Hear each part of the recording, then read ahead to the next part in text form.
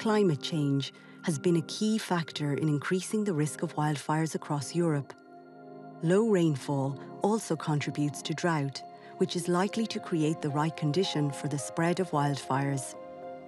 The most recent statistics say that the drought experienced in 2022 is considered the worst in over 500 years. In Portugal, the area destroyed by wildfires in 2022 has increased by 8% compared to the average area destroyed per year in the last 15 years. This project will first focus on the prevention of wildfires across 3 pilot regions: Alto Tâmega, Coimbra, and Western Algarve. The Technical Support Instruments is a European program that can adapt to different circumstances and to the Member States' reform agenda. Portugal, like other Member States, is facing challenges which are made worse by the climate change. We are working hand in hand with the Portuguese administration to prevent future wildfires and to mitigate their impact. Wildfires have devastated the communities across these regions in the past years due to a lack of preventive measures, land abandonment, and ineffective forest management. Besides providing expertise, this technical support project will bring together national and regional administrations, the Forest Service, and experts to ensure the continuous exchange of information and best practices. The main results that we achieve right now in this project funded by the DG Reform are basically the capacity of bringing in together all these groups of people, creating a profile of all the country in order to speed up the replication of the National Action Plan on the other areas outside the pilot. Based on the lessons learned from the 3 pilot regions, and in line with the National Action Programme, the project will be progressively implemented in other regions in order to protect people's lives, forests and farms. The focus of this plan is prevention.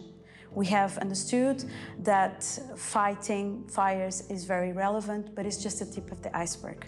What is really relevant is all the work that has to be done throughout the year and in a long term. This is what we are implementing now in these pilot regions with the support of DG Reform. There are 2 types of prevention. You will have what we call the linear areas, where it's basically making ways so that, for instance, when fighting the fires, firefighters can pass through these areas without being blocked and can reduce the risk for other areas that are not yet burned. But with mega fires, you can have actually these lines that we are talking about that can be surpassed. So that's why these big islands with other types of agriculture, vineyards or chestnuts production or olive trees or grazing will have much larger possibility of preventing the fires and reducing the risk of this mega fire surpassing from one area to the other part of the forest.